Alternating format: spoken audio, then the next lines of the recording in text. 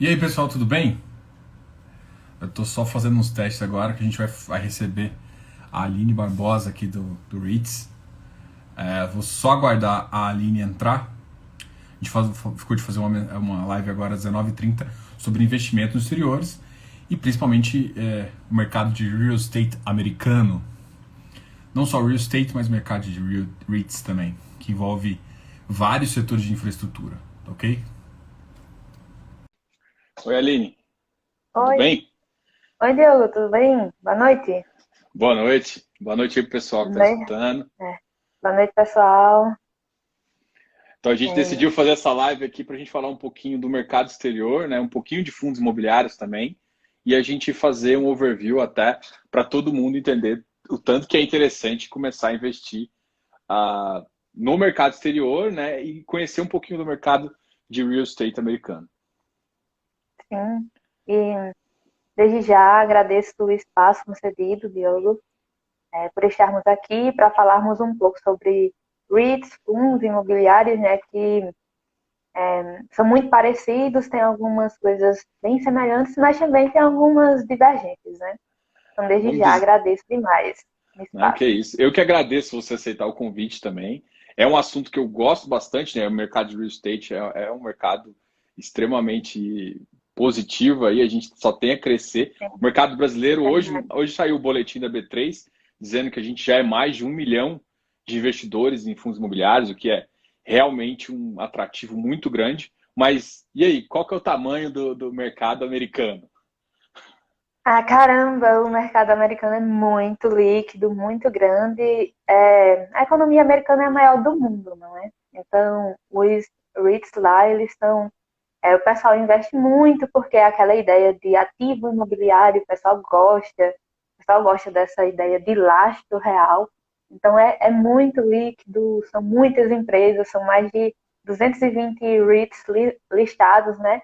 E também tem aqueles que não são listados, então o mercado é enorme. Tem REIT para tudo que você imaginar lá, de setor. E espero também que aqui no Brasil nós estejamos a passos largos para acontecer isso, né? Diversificação tanto de setor também, como de propriedades, de inquilinos. Então, a gente Eu acho, vai. eu, eu acho que cada vez mais a gente está caminhando para o modelo americano aí, cada vez mais a gente tenta se aproximar. A gente vê algumas operações que teoricamente são inéditas no Brasil, mas toda vez que a gente pega alguma referência americana, você consegue alguma situação semelhante ou bem próxima do que faz. A gente normalmente, aqui no Brasil, a gente nada copia, a gente não cria nada, a gente sempre copia.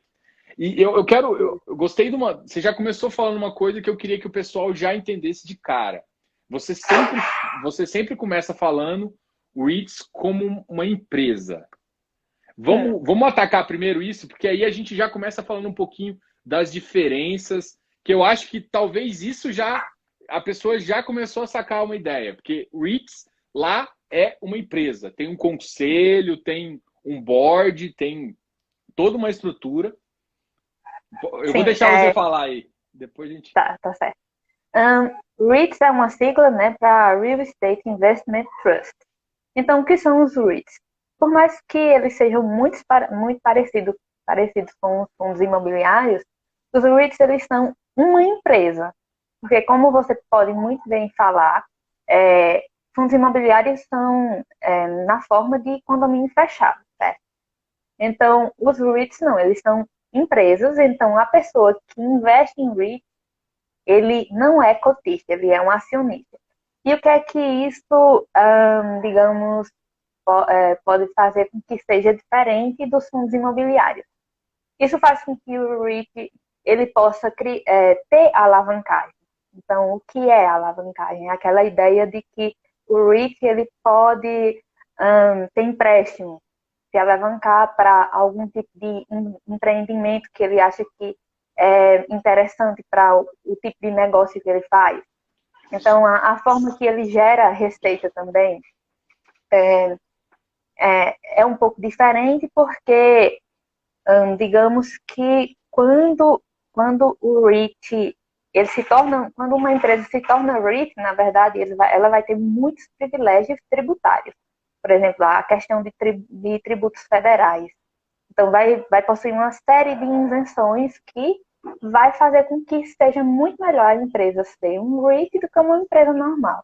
Então, a questão, eu penso que uma das questões mais importantes sobre as diferenças, digamos assim, dos fundos imobiliários para REITs é a questão da alavancagem e outra também que é talvez a gestão, né? Porque a gestão do REIT sempre vai ser ativa, enquanto aqui a dos fundos imobiliários é meio que passiva, ativa, fica naquela coisa, né? Então, essas questões são importantes, mas como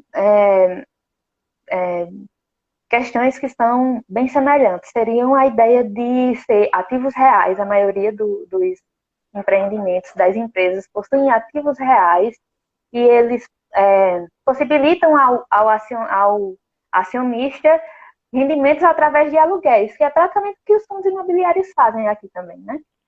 Se eu não me engano, eu acho que até no artigo que você escreveu aqui para o site, você falou de uma porcentagem, né? Que ele tem que ter, eu acho que 70% 70 ou 75%. É uma porcentagem que ele tem que ter, que ele precisa ter para ser considerado e poder ter todos esses benefícios. Né? Olha, eles precisam ter cerca de pelo menos 75% dos seus ativos sejam empreendimentos em propriedades em imóveis ou títulos também do público, títulos dos Estados Unidos. E, bem semelhante dos fundos imobiliários aqui, eles precisam, digamos que, distribuir cerca de 90% do seu lucro na forma de dividendo. E tem aquela questão também sobre tributação, porque é muito bom que a empresa seja um REIT. Aqui nos fundos imobiliários, você também pode até comentar melhor sobre isso, tem aquela questão de amortização, né? De depreciação do imóvel, de você tentar descontar isso no imposto de renda. Então, no imposto que a empresa vai pagar, no caso não de renda, mas é interessante que pelo menos duas métricas que as pessoas, quando forem avaliar, avaliem o FFO mais o AFFO, porque o FFO é meio que o lucro geral, e o AFFO é o lucro quando nós vemos a ideia de amortização, nós vemos realmente o que é que o REIT lucrou e como ele conseguiu descontar todas essas questões tributárias, que favorecem muito tanto os REITs como também os fundos imobiliários aqui. Isso é importante. Então, aqui no fundo imobiliário, a gente tem uma regra de 95.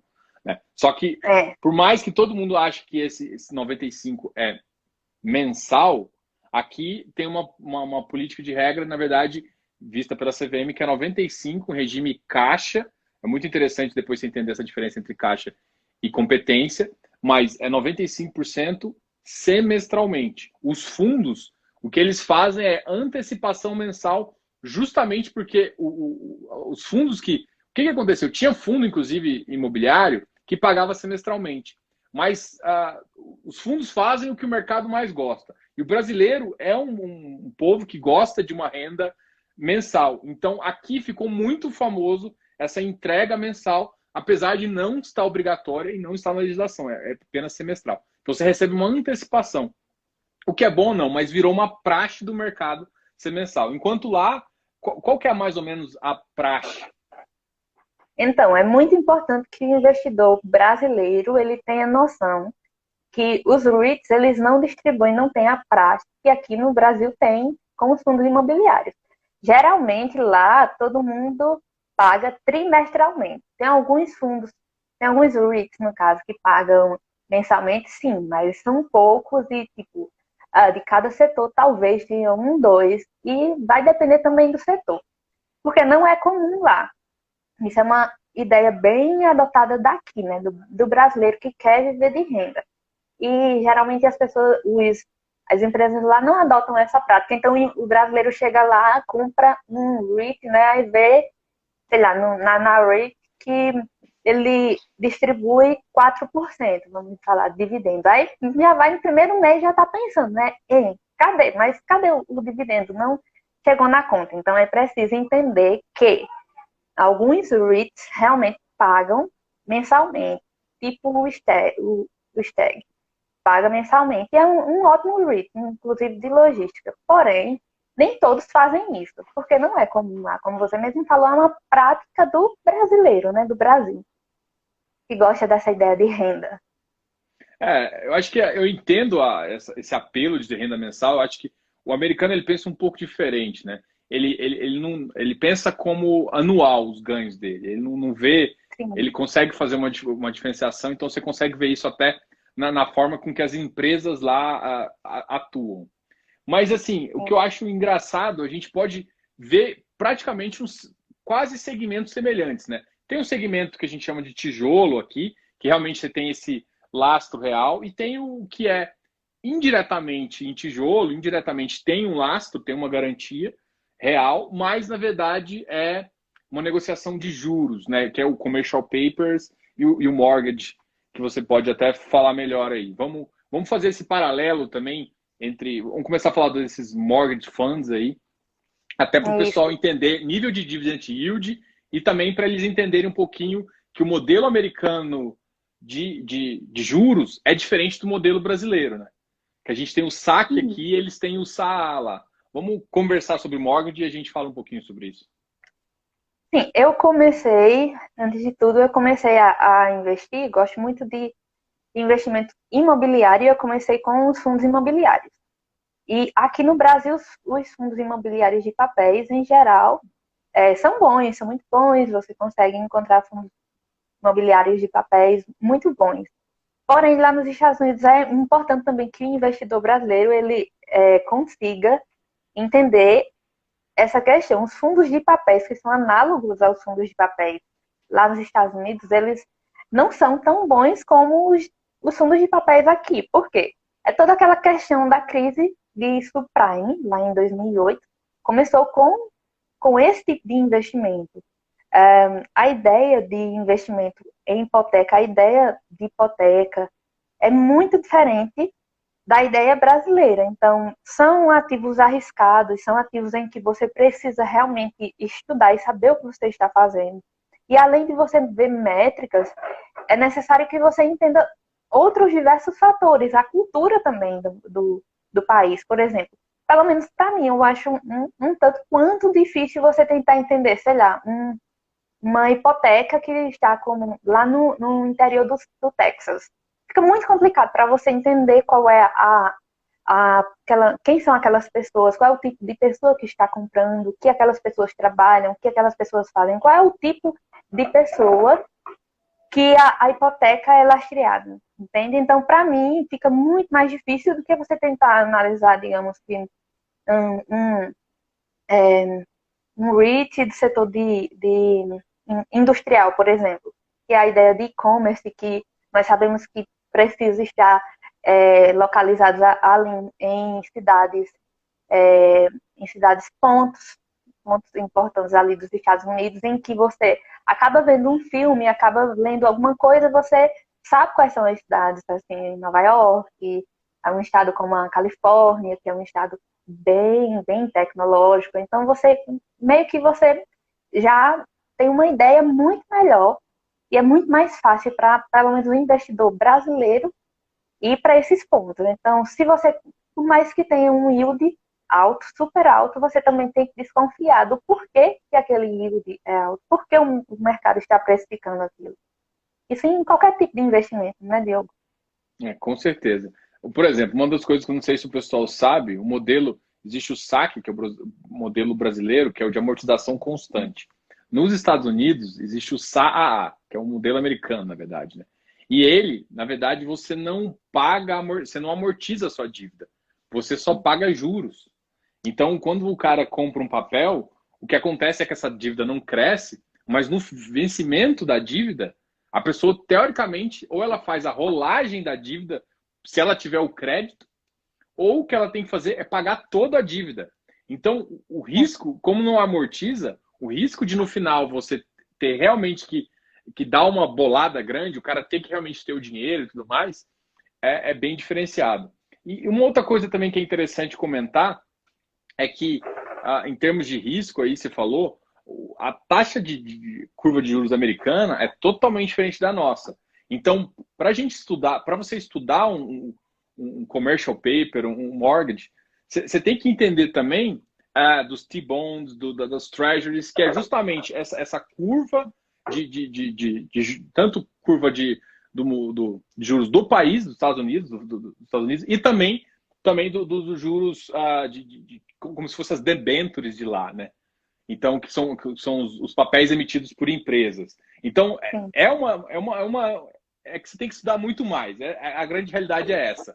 Enquanto o outro você consegue, é mais palpável e é mais fácil também de entender. Mas é claro que também, se a pessoa tiver o interesse e sabendo desses riscos, ela pode pensar. Só tem que tomar cuidado que yield alto não vem do nada, né? Vem de um Vem de excesso um de risco risco. Então, assim, ainda atrelado. mais nos Estados Unidos, que a gente tem uma taxa de juros de médio prazo aí na faixa de 2,5, né? Então, qualquer coisa Isso. que paga acima de 2,5, você pode considerar de extremo risco. Então, é uma consideração. Quando você acha que você comentou um comigo, acho que a gente estava conversando hoje à tarde, que tinha um de mortgage que pagava 30%, né? Todo mundo. Chegou a pagar 30%. Então, assim, todo mundo olhar esse número e falar, pô, eu vou investir nesse. Mas aí você vai ver, de repente, o risco É, e a alavancagem do fundo fica aí é aquela ideia. Você acha que vale a pena você ter um yield tipo, de 30%, mas você vê seu patrimônio sendo diluído, sendo diminuído, né? Minimizado? Então, não vale a pena. O importante é você focar em empresas boas e que realmente pode lhe dar um bom retorno, principalmente para nós, brasileiros. Nós estávamos falando até hoje pela tarde da questão do dólar, né? Que é uma moeda, assim, nós sabemos a valorização do dólar, principalmente frente ao real. E, inclusive, nós temos alguns REITs que eles operam aqui no Brasil também, algumas coisas, e a receita do REIT caiu, por causa que ele tinha receita aqui em real. Então, para nós, por mais que o investidor veja os dividendos, né, e pense, não, mas os fundos imobiliários já aqui, né, tem um dividendo bem mais alto do que os REITs. Mas você tem que pensar também que a ideia dos dividendos, eles estão sendo pagos em dólar. E a ideia, nós estamos começando a nos acostumar com a ideia de taxa baixa. Lá nos Estados Unidos, essa taxa já é baixa desde sempre. Então, isso é o comum para lá. Nós estamos comemorando agora 1 milhão de CPFs na Bolsa em fundos imobiliários, também graças à taxa Selic, porque está muito baixa. Então, o investidor está tentando procurar melhores oportunidades. E os fundos imobiliários são ótimas, excelentes oportunidades para quem procura uma renda variável, mas que tem vamos dizer, uma volatilidade mais baixa, né? Um risco menor do que as ações. Então, é importante. Você comentou duas coisas que eu acho que a gente vale a pena falar. Mas antes eu queria só falar de um detalhe. Os dividendos dos fundos imobiliários, na verdade a gente chama de rendimento, são livres de imposto de renda aqui. Como é que é? Como é que Sim. funciona lá? Porque eu acho que tem uma tributação lá, não tem? É. A tributação eu penso que a tributação é um tanto quanto oposta. Nos dividendos lá, nós temos tributação de 30% direto na fonte. O que isso quer dizer? Isso quer dizer que, por exemplo, você recebe em um mês, digamos, o seu REIT paga no mês de janeiro. Você recebe US$ 10 na sua conta. Automaticamente, a Receita dos Estados Unidos, ele vai pegar, vamos dizer assim, oferir $3 já e na sua conta cairá US$ 7. Então, a tributação já é feita na fonte. Porém, caso você queira, em termos de operação mesmo, se você quiser vender, existe uma isenção de até R$ 35.000. Então, você pode vender no mês até R$ 35.000 que você não vai existir nenhum tipo de incidência tributária. Porém, se você ultrapassar, existirá a incidência tributária com a alíquota de 20% sobre o lucro de capital. Então, por exemplo, se você quiser vender até 35%, R$ 35.000 no caso, você é livre de qualquer taxação. E a questão, provavelmente você ia me perguntar, mas a questão de imposto de renda no final, você só declara normalmente como você declara os ativos aqui e você declara no imposto de renda da pessoa física mesmo, que é feito no começo do ano. Eu acho que também vale a pena você comentar um pouquinho sobre. Você falou que agora tem algumas. A gente conversou isso à tarde, mas tem algumas corretoras que dão um documento mais fácil para o brasileiro e outras não. Então, Sim, é uma coisa aí que a gente pode também pensar, né? Que se você quer investir, principalmente você que está começando agora, faz sentido você buscar uma que talvez entregue mais, entendeu? Entregue menos dor de cabeça. Você está comprando dor de cabeça, é isso que eu estou querendo falar. Então você falou que teve uma que não dava tanto e a outra que estava melhor. Fala das suas experiências é. nessas duas corretoras que você teve. Olha, corretora para mim é uma questão bem pessoal, tanto aqui no Brasil como fora. Vai depender muito do investidor, vai depender do montante que você aporta todo mês, digamos assim, porque pelo menos a ideia é você ter um aporte constante, né? Então, a Passfolio, por exemplo, ela é taxa zero para tudo. Você abre ela, abre a conta no AP e é taxa zero, você opera o quanto você quiser mensalmente, assim, taxa zero.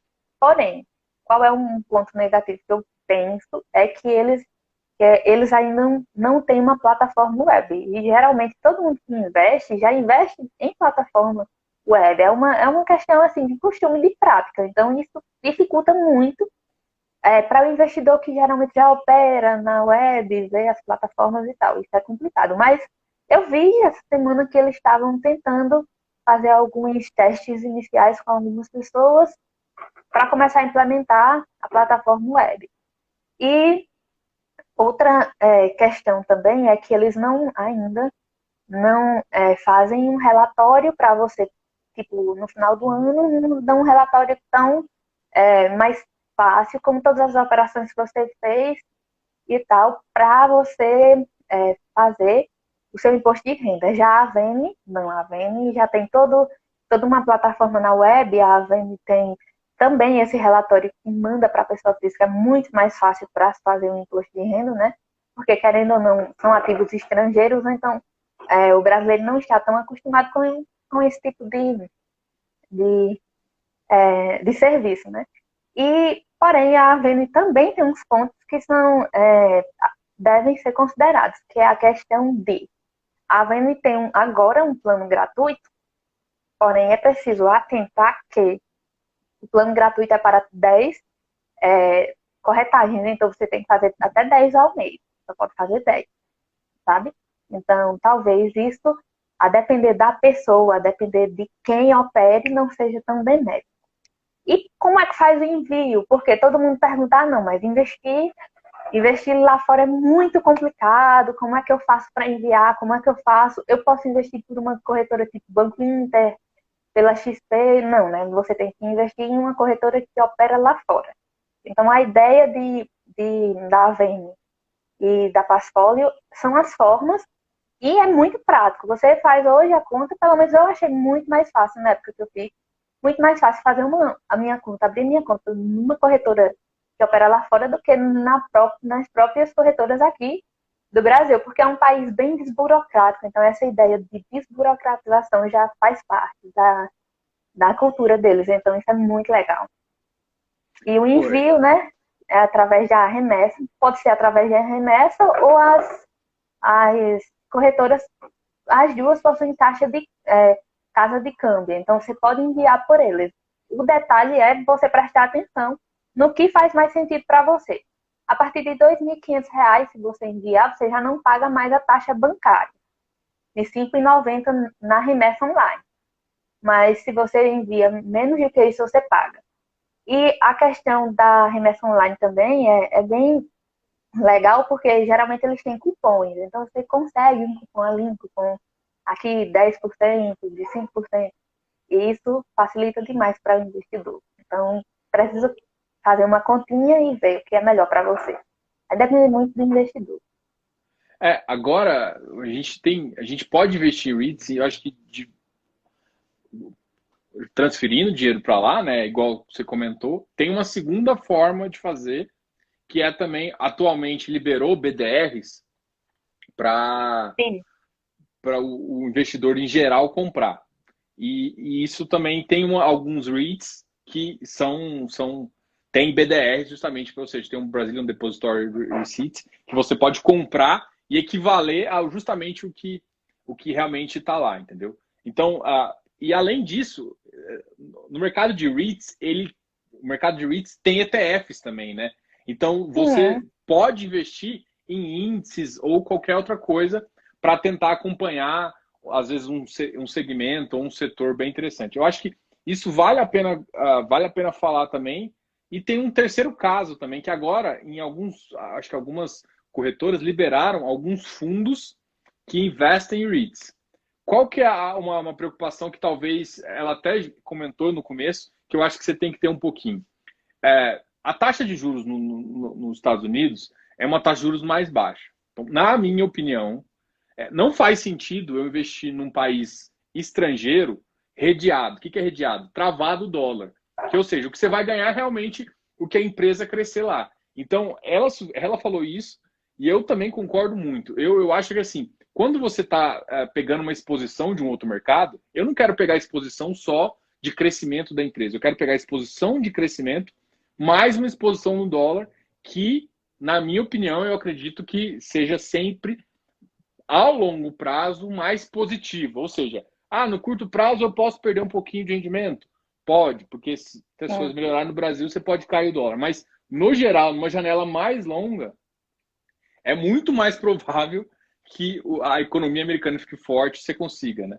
Então, a gente tem essas opções em BDRs também. Eu queria que você. Aqui, aí o Giovanni, eu vou aproveitar e já fazer a pergunta. O Giovanni falou para você citar alguns REITs e falar algumas opiniões sobre eles, dos melhores. Cita um REIT que você gosta bastante e também uma ETF de REIT que você acha interessante o pessoal acompanhar. Tá bom. Sobre. Ai, muita coisa, né? Mas sobre. Não, vamos primeiro. A primeira é uma. Vamos falar de Vamos falar BDR. um É, BDR. uma BDR que tem, a gente possa olhar aqui de REIT e também uma outra BDR que já é de ETF, né? Uma ETF de algum segmento de REIT que você gosta, ou o ETF completa de todos os REITs, por exemplo. Hum, olha, sobre BDRs, né? Começando, né? Uhum. Tá ouvindo? Não, eu tô Eu, ouvindo, pode continuar. tá? Pronto. Começando sobre os BDRs. Eu acho que foi uma excelente porta aqui no Brasil, né? Que abriu, porque a ideia de ser só para investidor qualificado meio que não é algo meio monopolizado, né? Não dá oportunidade aos sardinhas. Mas, assim, é muito legal, tá sendo muito legal.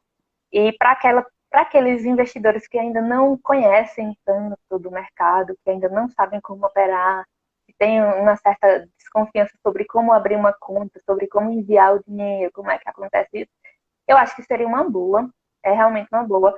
Temos cerca de 30 REITs, empresas no caso, 30 REITs listados aqui na B3 como BDR. Porém, o investidor precisa levar em consideração algumas coisas ao investir em BDR. Por exemplo, qual é a taxa que eu vou pagar?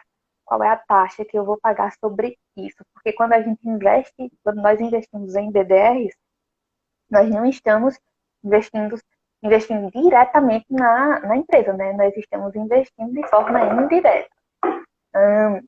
E por isso é importante que você entenda quais são os seus custos. Se você entende que para você é melhor para começar a se expor ao mercado, ótimo, sabe? Porque o importante é dar o primeiro passo. Mas aí é importante que você não se acomode nisso. Vale a pena investir em BDRs para você? Você acha que é melhor? Você não tem tempo, talvez, de estudar e tal. Mas mesmo assim, você vai ter que estudar qual é o tipo da empresa, porque do mesmo jeito que você investe lá fora na empresa, você vai investir em um BDR aqui. Então você tem que saber se você está investindo em uma empresa sólida, boa. E essa questão, e a questão do BDR também, ela começou agora, então só temos 30 REITs, né, listados. Agora eu lembro que nós temos American Tower, que é um REIT muito bom. Nós temos Equinix, salvo engano, nós temos Simon Profit, enfim. Nós temos, tipo, 30 REITs, então desses 30, você tem que ver quais são, se tem alguns que são bons, porque geralmente vai ter alguns que são bons, outros que são ruins. E isso, mais uma vez, fica a critério do investidor. Qual é o seu tipo de investimento? Como é que você investe? Qual é o seu tempo de analisar? Você acha que vale a pena para você DDRs ou você acha que é melhor diretamente? Lembrando que DDRs paga dividendo normalmente, sabe? Paga dividendo normalmente. Agora você tem que estar atento com a taxa cobrada para que você invista dessa forma. E sobre ETFs, né? Sobre ETFs, pronto, sobre ETFs eu acredito que uma porta de entrada é o VNQ. Acho que quem começa a pesquisar sobre REIT, sempre vai ouvir falar sobre o VNQ. A ideia do VNQ é que ele tem praticamente quase todos os REITs listados lá nos Estados Unidos dentro de uma cesta, né? A ideia de ETF. Então, o que acontece? Ele vai ter muitos REITs bons, mas ele também vai ter alguns REITs que não são tão legais. Então, para você sentir o mercado, talvez seja bom, mas com o tempo, você tenta melhorar os investimentos, claro. E existe também ETFs assim, setoriais, que eu gosto muito da ideia de ETF setorial. ETF de data center, de infraestrutura, de saúde, né? E de logística. Então, tem muitos ETFs bons. E tem outro também que é muito famosinho, que é o VNTI, que é meio que um ETF que ele é de REIT mais internacional. Então, tem dos Estados Unidos, tem da Ásia ali, Singapura. tem da Europa, tem um monte de coisa. Então, mais uma vez, é importante que você esteja pensando, e aí, vale a pena? Será que é muita coisa dentro? Então, é importante que o investidor, ele tem que estudar. Não tem pra Não onde, tem que tem que fazer, estudar. não tem caminho fácil, né? Você quer ganhar mais, Tem você que tem que estudar. buscar, tem que estudar, tem que fazer coisa. É igual eu falou, acho que em todos os mercados, mesmo que a gente pergunta, por exemplo, o Banco Inter lançou tentando uma tentativa de ETF, né? Seguindo um índice, mas ele sendo um FOF, né? Com uma taxa mais baixa e tal. É uma ideia. Para quem está começando, às vezes que não tem tempo de seleção, às vezes é melhor que muitos outros de gestão ativa. Então, ele começa Sim, a balizar ali, que aí você consegue entender o que é bom do que é ruim. Só que no momento que você começa a olhar o que é bom e o que é ruim, por que você vai ficar exposto no que está com os dois, sendo que você pode ficar exposto só no que está bom? Então, te exige também. É uma porta de entrada, você começa a ver algumas coisas. E tem uma pergunta, eu vou aproveitar aqui. Eu queria falar de alguns faz aí. setores específicos. O Giovanni estava perguntando, eu acho que ele gosta bastante desse setor de healthcare, que é aqui no Brasil a gente tem uma coisa que é semelhante, que é o de hospitais, mas aí eu já iria te perguntar sobre como que funciona a administração. Se eu não me engano, e, eu, e aí eu queria te perguntar também, eu acho que a operação dos REITs de healthcare, a operação de hospital, fica com o próprio REIT. Então, é o REIT que contrata e demite. Ele não só cobra um aluguel do hospital, não. Ele faz a operação também. Não sei se você Sim. pode. Eu acho que É você pode porque, dizer melhor que eu.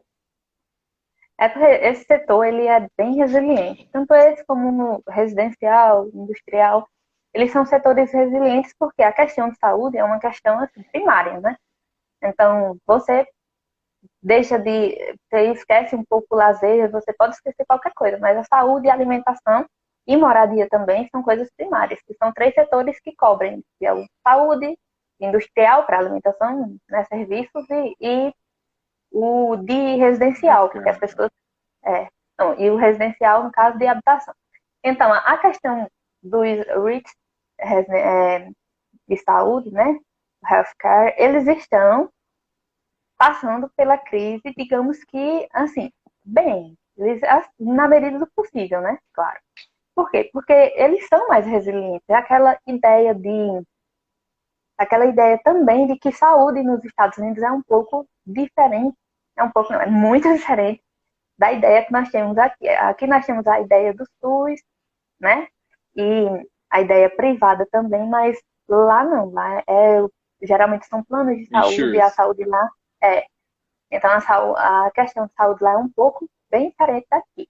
Então, por esse setor, de uma forma bem mais específica, já está passando um tanto quanto resiliente por essa crise, é importante que você veja em qual é a área de atuação, porque muitas vezes pode ser um REIT que atua para questões médicas mesmo, sabe, de consultórios, mas lá nos Estados Unidos tem uma coisa que é muito, muito forte, que é a ideia de habitação para idosos, sabe? De asilos Sim. mesmo para idosos. Então, as pessoas realmente lá têm a cultura de quando estão mais velhas irem geralmente para asilos de idosos. Então, é totalmente diferente da nossa cultura aqui, né? Bem mais, assim, Lá é como se afetuoso. fosse Então, um spa, né? É como se fosse um spa para é, idosos, com cuidadores mais experientes. E lá são verdadeiramente centros de união do pessoal lá. Acho que o pessoal que vê filme e vê série consegue entender mais ou menos aí como ele, funciona. aí ele perguntou alguns tickets, foi? Perguntou um ticket uns que você acha que pode sair melhor de alguns segmentos, sei lá. Pode ser que, por exemplo, esse segmento que você falou de consultórios seja um segmento ainda que está mais fraco, né? Por questões de não ter tanta Sim. mobilidade. Em compensação, talvez de uma operação de um hospital pode ter um lucro um pouquinho melhor e ter um resultado um pouquinho melhor, porque eles começam a fazer uma operação. Aumentou a operação do próprio hospital, alguma coisa assim. Tem algum setor, algum ticket que você acha que é interessante? Olha, tem sim, eu gosto do Welltor, para quem não sabe como é o ticker, WELL. E também Acho que gosto do. não, Pode eu falar. ia falar que depois que a gente terminar a live e tudo mais, depois a gente vai colocar alguns tickets, algumas coisas que você falou num artigo ou em algumas informações e o pessoal vai ter acesso também. Então, depois a gente fala o ticket, depois a gente coloca no lugar e o pessoal acessa. E qualquer coisa pode falar também no direct, que É. geralmente nós respondemos. E também nós temos eu gosto do National Health Investors, que é o NHI. Para mim são dois REITs que estão passando bem pela pandemia. Então, mas por mais que esse setor esteja resiliente, é importante que nós tentamos, é, nós, é importante que nós estejamos atentos a como é que como é que vai ser a nova, digamos assim, nova sociedade, não, mas como é que as pessoas vão reagirem pós-pandemia, como é que as pessoas vão lidar mais com a saúde, será que as pessoas vão estar mais preocupadas com a saúde, vão se preocupar mais? Então, eu pelo menos acredito que sim, acredito que as pessoas vão estar mais atentas a questões de saúde, principalmente devido a passar um ano meio que de quarentena, né? Então, quase um ano que eu estou, quase um ano que eu estou de Todo mundo, quarentena. Então, tem um ano que eu tô é, parado em casa, não pois correndo, é. fazer nada. Então, são coisas que. Porque, assim, a ideia do que eu vejo em REIT, eu não posso nem falar de empresas, assim, de estoques, né, no caso, de forma bem mais específica, porque o que eu analiso mais sempre é REIT.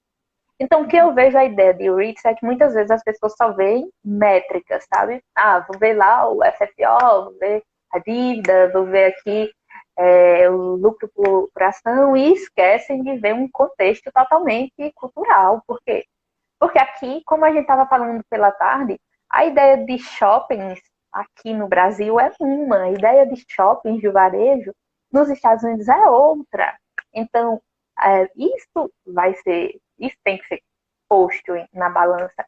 A ideia de escritórios, por exemplo, de office, aqui no Brasil é uma, lá nos Estados Unidos é outra. Talvez lá as pessoas assim, tenham melhores condições de trabalharem em casa, mas aqui talvez não. Então, são coisas que devem ser pesadas. Então, isso é a mágica dos fundos imobiliários e dos REITs. Eles estão parecidos, mas ao mesmo tempo é importante que você veja essas diferenças. Assim, que você tente, pese, você enxergue que talvez algumas coisas são culturais e que você precisa levar em consideração no seu investimento. Né? Eu acho que é muito importante o que você falou aqui, que é justamente o seguinte: analisar número é fácil, qualquer um pode Sim, analisar. Agora, a decisão de você investir tem que ser muito maior que olhar só o número. Você tem que olhar, primeiro, se o valor realmente é adequado. Segundo, como que você não está fazendo um trading de uma semana. Você está comprando um ativo. Você está se tornando sócio de um ativo. Você está se tornando sócio de uma empresa. Então, o que você tem que pensar é qual que é a longevidade desse produto, qual que é a longevidade do que ele está fazendo. Se for de um ano, meu amigo, você está fazendo alguma coisa. A conta não pode te dar 40% no ano, mas você acaba que você perde o resto, 60%. Então, é um investimento ruim. Então, se a longevidade do ativo da empresa não é tão grande, então, a gente está falando aí de shopping. Ah, shopping nos Estados Unidos, shopping. Pô, lá pode ter uma adaptação. Então, depende da região, depende da localização. Então, todo esse contexto de mudança, você tem que ficar sempre analisando. E não adianta sempre... E quando você vai para o mercado exterior, como você está querendo investir em REITs, a grande questão é que você tem que olhar não só como a sua visão, né? Você tem que pensar como, às vezes, o americano pensa. Porque não adianta você simplesmente querer adaptar uma cultura que é sua. Então, assim, existe uma dificuldade também de você entender a forma de, por exemplo, você falou, a gente está falando do healthcare aqui. Lá todo mundo tem seguro, né? Até um tempo atrás tinha o Obamacare, que veio para dar uma certa segura e o Trump tirou. Então, toda essa questão de seguro é uma questão que, se você for olhar nas empresas, até na S&P, grandes empresas americanas são desse ramo de seguro, que oferecem seguro justamente que paga as despesas hospitalares, que são, normalmente, nos Estados Unidos, se a pessoa tem uma febrezinha, ela não vai direto para o hospital. São culturas totalmente diferentes, porque lá o hospital realmente é caro, é para emergência, existe uma cultura um pouco diferente. Então você tem que também olhar a resiliência do setor e olhar, às vezes, com o olhar de lá para saber se funciona. Né? Diogo, eu não sei se você viu, mas saiu uma reportagem no G1 esse ano sobre Covid mesmo, sobre uma pessoa que foi internada, eu acho que passou 2 meses. A conta do hospital, acho que foi uma coisa de, sei lá, $300 mil, não lembro ao certo, mas foi um valor absurdo. Então, pensa $300 mil com o dólar, eu acho que hoje estava 5,27, ou era 5,30, uma coisa assim. Nem vi ainda, geralmente eu posto a cotação do dólar e de alguns ETFs também. Então, ontem estava 5,27, hoje eu acho que está não vi hoje. Mas imagina aí, $300 mil multiplicado por 5, dá 1.500.000. Meu Deus do céu, você sai de um hospital devendo 1.500.000. Assim, é um absurdo, é muito caro. Então as pessoas realmente elas pensam antes. Então talvez as pessoas precisem cuidar mais da saúde em termos de reeducação mesmo, de saúde, de como cuidar melhor do corpo, talvez. Então, são coisas que você precisa pôr, não apenas métricas, empurrar. Como você falou, todo mundo consegue aprender a analisar métricas, mas como é que você faz isso? E nessa esteira já, eu acho que teve alguém que perguntou, né? Aí sobre métricas, sobre onde é que eu vejo algumas coisas. Eu acho que você não consegue ver. Peraí, deixa eu tirar isso aqui. Eu acho que eu não consigo ver. Eu vi só passando e depois... O REITs são tributados 1%, FI são isentos. Isso retira a atividade? Não, na verdade eu vou até responder esse aqui, mas você pode complementar, por exemplo. REITs são tributados 30%, a gente já falou isso. Isso faz com que o yield médio líquido seja inferior aos FIs isentos. Isso retira a atividade do REITs? Não, porque você não pode comparar com a métrica brasileira. Você tem que comparar REITs com uma métrica de treasuries e T-bonds e taxa de juros americana. Então, se você comparar REITs com taxa de juros americana, você vai ver que eles pagam um spread interessante, que é o que eu sempre converso aqui. Então, a gente vai olhar um FI de papel, por exemplo, a gente vai pegar esse spread. O FI de tijolo também, a gente analisa em relação ao spread, a um certo ganho. Se você for analisar REITs, é a mesma coisa. Ah, mas o 30% tira. Cara, é isso que às vezes o pessoal às vezes tem que parar de medo se por um acaso tributar fundos imobiliários. Não tem que ter medo, gente. É o mercado. Ah, perde nominalmente preço, perde, mas tributação é uma coisa normal, entendeu? É ruim. O problema da gente, a gente tem uma cabeça que tributação é ruim porque a gente nunca vê. A gente mora num país que não recebe o que a gente paga não volta, fica corrompido no meio do caminho. Mas, de certa forma, é a forma com que tem. Mas, eu quero pagar? É óbvio que eu não quero pagar, né?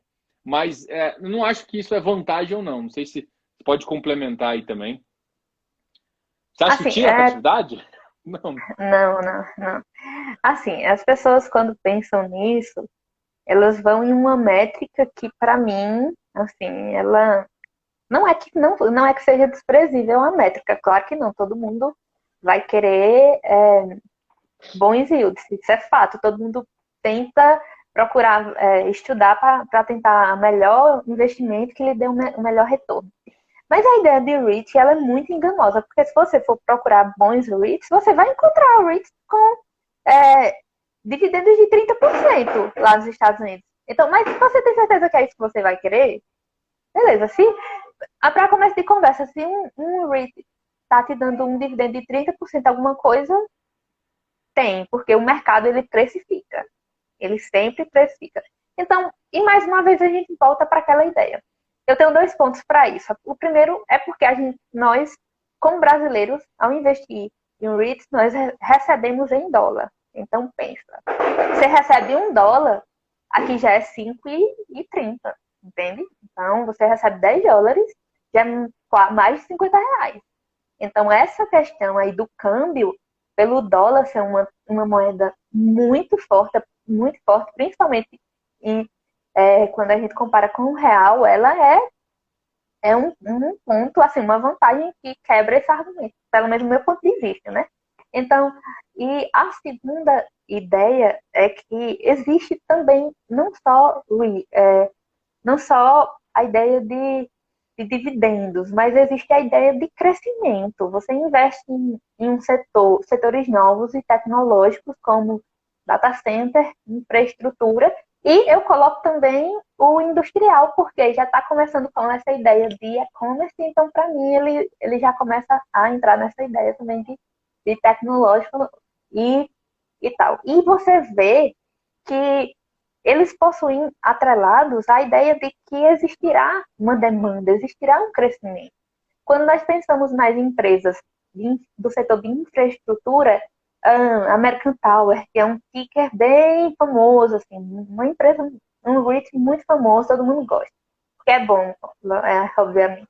Então, a ideia é que eles estão começando a implementar o 5G lá nos Estados Unidos, começando. Imagina quando começar, quando estiver implementado, que começar a vir assim para América Latina e tudo. Então, essa ideia de você pensar sobre dividendos, você pensar apenas sobre dividendos, ela é falha, porque você acaba que não vê o resto das métricas ou não vê o resto de toda uma análise também cultural, como a gente falou, e vê apenas para a questão de yield, que performance é uma coisa muito, digamos que, complexa, né, de se pensar. E cada país vai ter um dividend yield médio ali. Então, quando você está indo para outros setores, você tem que pensar. E outra, você vai num país onde o yield é tributado, cara, ou você aceita ou você está fora do jogo. E aí, se você vai ver que o jogo vale a pena, por quê? Porque você vai continuamente investir, você tem várias outras vantagens. Uma das, por exemplo, vantagens, comparando Estados Unidos com pegar BDR. Vou investir em BDR. Qual que é o problema? Porque você não escolhe, por exemplo, quando o seu yield cai na sua conta. O yield Sim. vai ser transferido para o banco, que é o depositary, e do banco vai ser convertido para sua conta aqui. Você não escolhe isso, vai chegar com um dólar que você não confia. Quando você faz isso, por exemplo, via Estados Unidos, você controla tudo isso. Você pode deixar o dinheiro lá ou pode trazer quando você acha que o câmbio está mais favorável.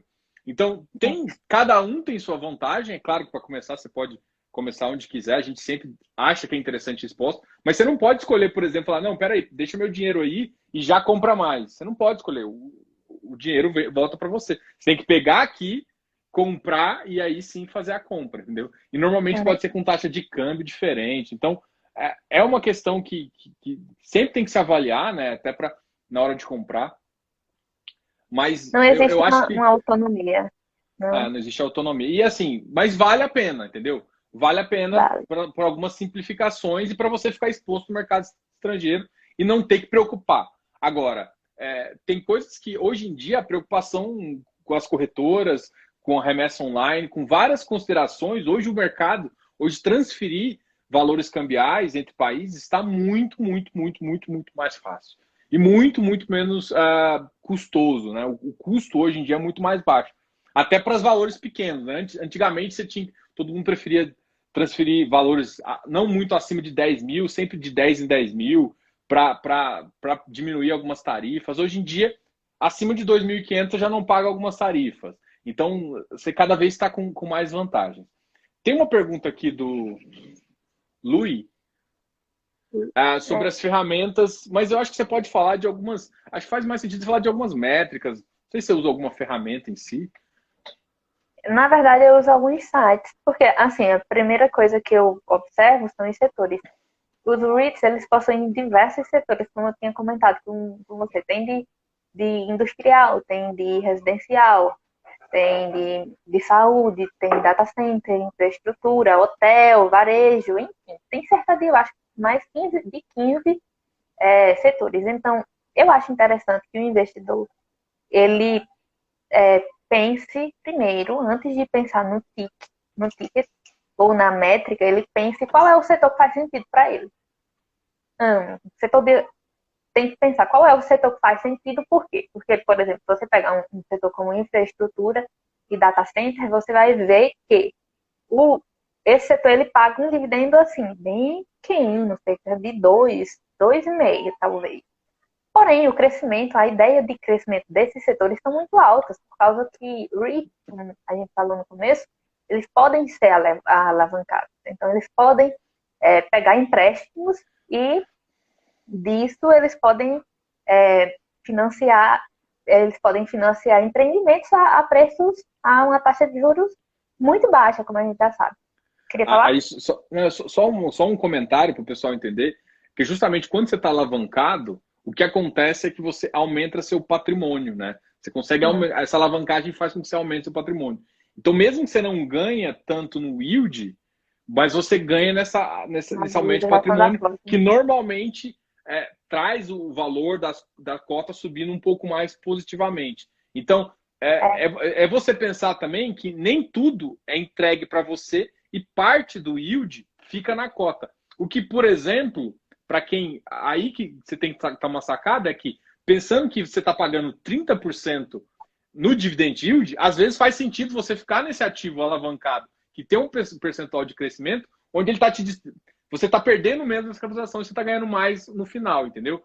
Então, é uma sacada que principalmente quando você tem ativos desse porte, vale a pena, entendeu? Você ficar com os de dividend yield menor, mas que tem um potencial de crescer maior, tá? É só, por exemplo, uma das sacadas é você pensar assim, beleza, talvez não faça sentido você comprar um de mortgage, que você vai pagar 30% do valor, mas faz sentido para você num desse que você vai ganhar, a cota deve valorizar de uma forma um pouco mais rápida que outras, entendeu? Foi Fez o que sentido? aconteceu, né? Demais. Isso mesmo, a ideia. E como eu gosto de entender primeiro os setores antes de ir para as métricas de forma específica, para aquelas pessoas que ainda não conhecem, seria legal na REIT, que fala praticamente, é uma associação, fala tudo sobre REIT. Então você vai ter lá o que é o setor de varejo, o que é o setor de escritório, você vai já ter algumas métricas básicas também sobre esse setor, por exemplo. Qual é o yield, qual é o yield ponderado do setor de escritório, qual é o yield ponderado do setor de varejo, qual é o FFO, essas coisas. Então, eu gosto de entender primeiro o setor. Conhecemos pronto, tem um investidor. O investidor já sabe qual é o seu perfil, já sabe quais são os setores que fazem sentido para ele. Porque, por exemplo, para mim faz muito sentido setores que me dão crescimento na valorização da cota, como você bem explicou. Porque eu sou jovem, assim, não penso nem tão cedo em me aposentar, vou trabalhar muito, então quero construir patrimônio. Agora, talvez uma pessoa que já está perto da aposentadoria, será que faz sentido? Será que a pessoa que quer mais oferir renda, digamos assim, tem 12, compra, sei lá, 12 REITs para cada mês ter a renda de um, que é possível. Você quer ter renda mensal em REITs, compra um REIT que lhe pague a cada mês. Tá entendendo? Então, para essa pessoa, já não faz tanto sentido um REIT que aumente, que tem um crescimento de patrimônio, digamos, para os próximos 5 anos. Mas sim um REIT que pague um dividendo seguro, que geralmente são os triple net lease, que são os que têm uma forma de contrato em que o inquilino paga tudo. Então, despesas tributáveis. E por que o inquilino paga tudo? Por causa de duas coisas que também são semelhantes aos fundos imobiliários, que são a propriedade, né? Propriedade muito boa, e a localização, né? Que são coisas básicas dos fundos imobiliários também. Então, eu gosto de ver esse site na REIT para entender mais ou menos setores. E para entender métricas, tem o Guru Fox. Para quem não conhece, é um site extraordinário para stocks, para a REIT. Eu gosto de ver, geralmente eu faço uma tabelazinha na página com algumas métricas que eu acho importantes. Tipo, foi até um seguidor que nos pediu, disse, coloca assim, dois REITs do mesmo setor e tenta ver algumas métricas e comparar, certo? Aí eu peguei essa ideia e tentei montar. Aí eu vejo o rendimento do DI, mas deixo para ver isso lá no final, para não ter Um né, viés. um viés aí, né? Aí eu vejo assim, o SSO, eu vejo o PIOT, eu vejo a dívida EBITDA, tento ver também a ideia da margem operacional, tá entendendo? Como é que o REIT opera, a alavancagem, se o que ele está comprando é uma coisa assim, é uns empreendimentos massas, legais. Então, são métricas assim, bem mais normais também. São métricas que geralmente são utilizadas até para estoques. Mas a ideia de REIT, como eu falei, é que você também tem que entender o setor, sabe? Tem que entender não só métricas, como eu falo, mas tem que entender setor, né? É importante demais. Você falou, realmente, você tem que pensar, olhar um pouco para frente e ver setores. Eu acho que assim, você deu muitos sites muito legais, eu acho que realmente depois vamos fazer um compilado dessa live e colocar para o É, pessoal, para o bem pessoal, legal porque eu acho mesmo. que todo mundo quer justamente ter algum lugar para procurar e tudo mais. E outra coisa, tem o REITs, tem vocês, sigam Tem todo a mundo nossa que está página, aqui, né? Fala. sigam o Isso, pessoal do isso. REITs. Assim, a gente tem Sigam mais para ou tudo menos que 2 minutos ainda de live, porque eu acho que já está acabando. Ele agora vai me mostrar o tempo, que eu acho que a gente entrou 20h31. Fala um pouquinho da história de vocês, do REITs Investments, né? Que eu acho que são três É. mulheres aí que tocam aí o canal, o seu Instagram. Falta 1 minuto Sim, e 58. Fala um pouquinho dele, fala aí, para a gente fazer o fechamento ah, aqui. na verdade, nós começamos a idealizar o projeto esse ano mesmo, porque nós não tínhamos. Ninguém falava sobre isso. E eu comecei a já estudar há muito tempo sobre economia, sobre finanças, há uns 3 anos. E eu, caramba, não tem ninguém que fala sobre isso, vamos tentar falar. E no começo nós vimos que a demanda foi enorme, o pessoal se perguntando se a gente ia fazer curso e tal.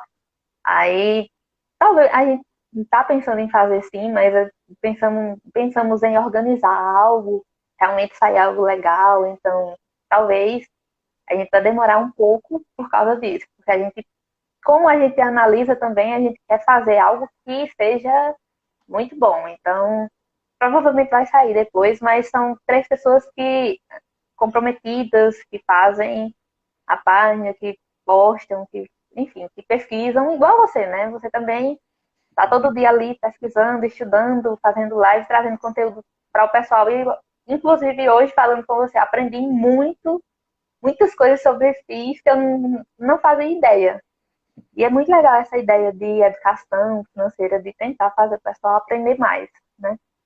Eu gosto bastante disso também. Eu acho que isso ajuda as pessoas, né? E outra, você está num segmento, você aprende mais, você conversa mais e você investe melhor. No final dos ovos, assim, no frigir dos ovos, no final, todo mundo ganha e a gente ganha mais dinheiro, a gente ganha mais experiência e o que é o importante. Eu queria agradecer de vocês, acho que tem 15 segundos. Muito obrigado. Também. Muito obrigado, Aline. E outra, quero agradecer você também pelo artigo que você colocou. Pessoal, dá uma olhada no artigo. A gente deve colocar mais alguma informação agora sobre essa live. Valeu, obrigado.